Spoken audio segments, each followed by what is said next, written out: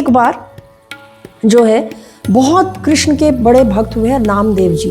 हम सब ने नामदेव जी के बारे में सुना था। तो एक बार वो बैठे हुए थे संतों के साथ, उसमें संत ज्ञानेश्वर भी थे, दो एक और भी संत थे।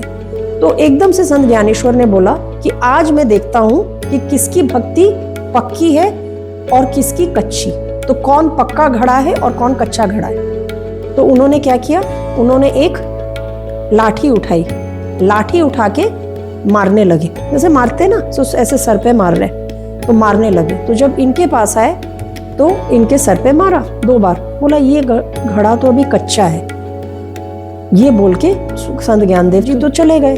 अब नामदेव जी को बहुत बुरा लगा। उन्होंने बोला मैं कच्चा घड़ा हूँ, मैं कृष्ण के साथ बात करता हूँ, कृष्ण के साथ खाता हूँ, कृष्ण के साथ उठता हूँ, बैठता हूँ, उनके साथ खेलता हूँ, मैं कच्चा घड़ा हूँ कैसे।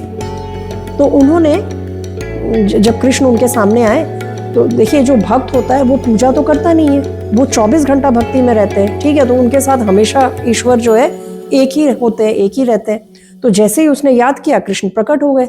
तो कृष्ण से पूछा कि एक चीज बताओ, आज तो मैं दुखी हूँ। कह रहा अरे मेरे होते हुए भी तुम दुखी हो, क्यों दुखी हो भाई। कह रहे ऐसे ज्ञानदेव जी है, उन्होंने बोल दिया कि तुम कच्चे घड़े हो, मैं तो तुम्हारे साथ उठता हूँ, बैठता हूँ, खेलता हूँ, सब कुछ तुम्हारे ही साथ करता हूँ, मैं कच्चा घड़ा कैसे हो गया।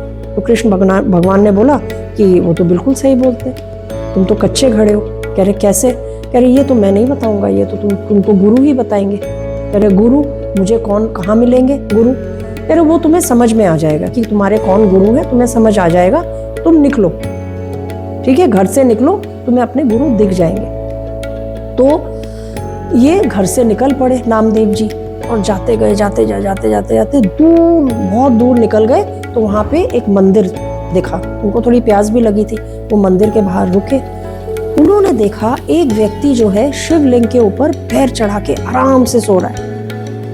अब उनको वो देख के इतना गुस्सा आया, इतना गुस्सा आया, बोले ये कैसा व्यक्ति है, ये तो महापागल है, शिव के ऊपर, शिवलिंग के ऊपर पैर चढ़ा के बैठा हुआ है। तो इसने बहुत तेज ही चिल्लाया, इसने बोला तुम्हारा दिमाग खराब हो गया, तुम पागल हो गए हो, तुम शिवलिंग के ऊपर पैर चढ़ा के बैठे हो। तो उसने जवाब ही नहीं दिया, वो अपना आराम से, जैसे समाधि में कोई बैठा होता है वैसे हम आराम से बैठे हुए। वो फिर ये चिल्लाया।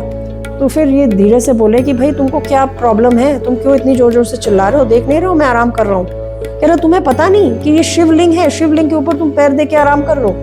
कह रहा अच्छा तो ठीक है, तुम्हें शिवलिंग से प्रॉब्लम है, तुम मेरा पैर उठाओ, ऐसे जगह रख दो जहाँ शिवलिंग नहीं है। तो वो आए, बहुत जोश में आए, तो आके उन्होंने पैर उठाया और जैसे ही रखा, जहां पैर रखे वहीं एक शिवलिंग प्रकट हो जाए, जहां पैर रखे वहीं एक शिवलिंग प्रकट हो जाए। तो वे तुरंत उनके चरण में पड़ गए। और उस व्यक्ति का नाम क्या था जो नामदेव जी के गुरु बने, उनका नाम था विसोबा केचर। और विसोबा केचर ने क्या बोला नामदेव जी से, और नामदेव जी कच्चे घड़े से पक्का घड़े कैसे बने। वे कच्चे घड़े इसलिए थे क्योंकि वे समझते थे कि कृष्ण केवल एक स्वरूप है, वो कृष्ण को या भगवान को सिर्फ एक स्वरूप में देखते थे। वे सोचते थे कि शिव सिर्फ एक शिवलिंग में है।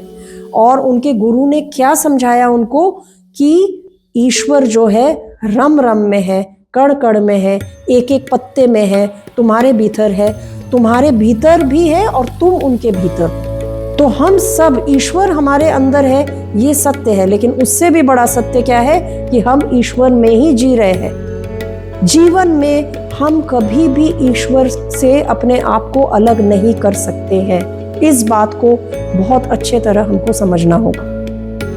लेकिन अब इसमें प्रश्न ये आता है कि अगर ईश्वर कण कण में है, रोम रोम में है, हमारे भीतर है, हम भी ईश्वर के भीतर है, तो हमें इस चीज का एहसास क्यों नहीं होता है, और होता भी है तो थोड़ी देर के लिए क्यों होता है, हमेशा एहसास क्यों नहीं होता है। तो मेरा एक सवाल है आपसे, हम लोग एक रेडियो में गाना सुनते हैं ना, ठीक है, तो रेडियो के अंदर संगीत है। रेडियो अगर जब तक आप ऑन करके उसको ट्यून नहीं करेंगे तो गाना आपको सुनाई देगा नहीं, सुनाई देगा। लेकिन जैसे ही रेडियो ऑन होता है और उसकी ट्यूनिंग होती है सही स्टेशन से, तो सारा संगीत रेडियो के माध्यम से आपको सुनाई देता है। तो हम सब के भीतर ईश्वर है और हम सब ईश्वर के भीतर है, लेकिन हम उस एनर्जी के साथ ट्यून्ड नहीं है।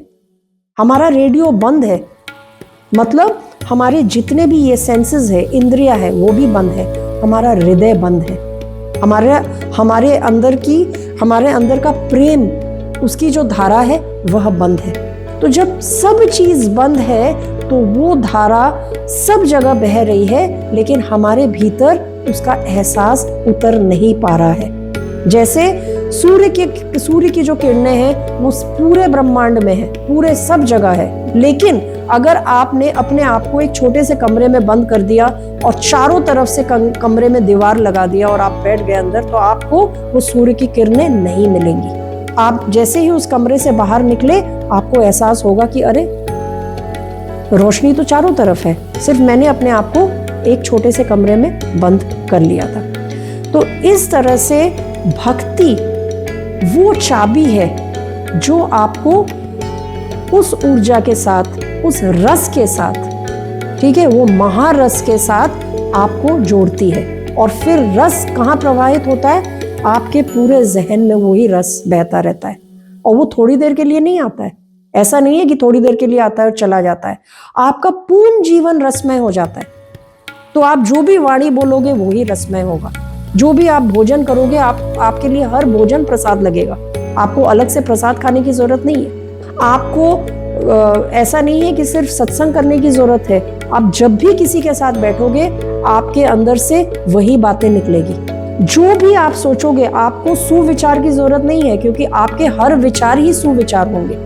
आपके अंदर कुविचार आएंगे ही नहीं। आपका हर विचार जो है ईश्वर में डूबा हुआ होगा। हृदय का आपका हर स्पंदन आपको अलग से, ये नहीं है कि हम अलग से प्रेम करते हैं। ऐसा होता है क्या? जब आप किसी को प्रेम करते हैं, कभी भी ऐसा होता है कि नहीं अब 1 घंटा हम आपको प्रेम कर रहे हैं? लेकिन हम ईश्वर के साथ ऐसे ही करते हैं कि बाकी दिन तो हम सारा दिन अपना बिजनेस करते हैं, अपना काम करते हैं, 1 घंटा हम प्रेम करने के लिए बैठते हैं। लेकिन जब आप किसी से प्रेम करते हैं, अपने पति से, पत्नी से, बच्चों से, भाई से, बहन से, तो कैसे प्रेम होता है? कोई टाइम बाउंड प्रेम होता है कि 1 घंटे का प्रेम है? 24 घंटे आपके अंदर वो प्रेम बहता है। और वो ऐसा होता है कि अगर उसे वो 1000 किलोमीटर दूर भी हो, अगर उसको कोई आँच भी आ जाती है, तो आपके यहाँ पे हृदय में दर्द होता है। ये प्रेम है। तो प्रेम में आप एक हो जाते हैं। वो जो सोचता है वो भावना आपके अंदर आ जाती है। और प्रेम में दिखावा नहीं है। लोग सोचते भक्ति में दिखावा है, इतना बड़ा तिलक लगा देंगे, ये कर लेंगे, वो कर लेंगे। मुझे कोई प्रॉब्लम नहीं इन सब चीजों से, वो सब करिए, लेकिन वो भक्ति नहीं है। भक्ति कोई बाहरी आडंबर की चीज नहीं है। इसीलिए रामकृष्ण परमहंस क्या कहते हैं कि भक्त भी 3 प्रकार के होते हैं, तामसिक, राजसिक, सात्विक, और एक भक्त होता है जो तीनों से परे होता है। तामसिक भक्त कौन होता है? जो भक्ति करता है कुछ अपने फायदे के लिए या किसी का बुरा करने के लिए। ऐसे भक्त भी होते हैं कि भगवान जैसे जितने भी असुर, उन्होंने भी भक्ति की थी। उनकी भक्ति कितनी प्रबल थी। रावण की भक्ति साधारण भक्ति थी, हिरण्यकश्यप की भक्ति साधारण भक्ति थी। कितनी प्रबल भक्ति थी कि उसको मृत्यु से भी वो एक बार बाहर खड़ा हो गया था। ठीक है, तो वो भी, लेकिन वो क्यों कर रहा है? वो अपने अहम को बढ़ाने के लिए कर रहा है। तो जो भी भक्ति आप करते हो, ये भक्ति गलत शब्द है, या उपासना करते हो जिसमें आपका अहम बढ़े, जिसमें किसी का नुकसान हो, या जो सिर्फ आपकी भलाई के लिए हो, या आपको कोई वरदान मिल जाए, या आपकी कोई इच्छा पूर्ति हो जाए, वो तामसिक भक्ति है। राजसिक भक्ति क्या है? राजसिक भक्ति है कि चलिए दूसरे का बुरा नहीं हो रहा है तो अपना तो बहुत ही भला हो जाए। ठीक है, अपना हो जाए, हमारे परिवार का हो जाए, और हमको यश मिल जाए, नाम मिल जाए, धन मिल जाए, ये है। ठीक है। सात्विक भक्ति क्या है? सात्विक भक्ति है कि हमको ईश्वर मिल जाए, शांति मिल जाए, ठीक है, हमारा मन शांत हो जाए, हमारे कष्ट दूर हो जाए, ठीक, और हमारे अंदर हम ईश्वर का नाम लेने लगे। ये है सात्विक भक्ति। और एक भक्ति होती है जो प्रेम में उसमें प्रेम में डूबा हुआ होता है पूरी तरह से। उसमें भक्त कुछ भी नहीं चाहता है, बोलता है मेरा जो है तुम सर भी काट दो अगर, तब भी मैं तुम्हें प्रेम करना नहीं छोड़ सकता हूँ। उसके बाद चाहे आप अगरबत्ती जलाए या ना जलाए, चाहे आप लौ जलाए या ना जलाए, चाहे आप हवन करें चाहे ना करें, करने में कोई बुराई नहीं है, लेकिन आप करें चाहे ना करें, आपके श्वास में ही उनका नाम, इसको बोलते हैं अजपा जाप। हर श्वास में आपके सिर्फ उनका ही नाम निकलेगा। जब आप श्वास लेंगे ना तो कृष्ण कृष्ण निकलेगा या राम राम निकलेगा। हृदय की जो धड़कन होगी वो धड़कन से आपको कृष्ण का नाम सुनाई देगा। तो ये है भक्ति। तो भगवान करे कि आपके जीवन में ऐसी ही भक्ति उतरे। हरे कृष्ण।